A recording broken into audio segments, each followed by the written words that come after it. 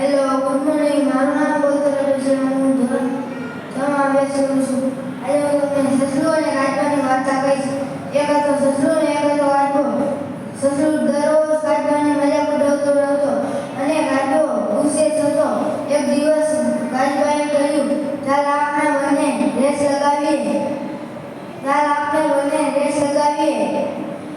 તો જીતવા માટે એક રેખા ઓળંગી અને રેસ ચાલુ થઈ.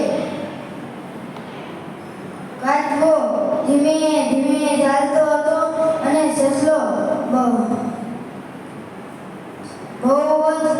દોડી આગળ નીકળી ગયો અને એક ઝાડ નીચે આરામ કરવાનું લાગ્યું. સોચ્યું તેને તો થોડી જ વારમાં તે ઘસઘસાટ ઊંઘી ગયો અને કાચબો ધીમે ધીમે ચાલીને રેખા ઓળંગી ગયો. આ વાર્તામાંથી તક મળે છે કે સસલોએ જીતવાની તક ગુમાવી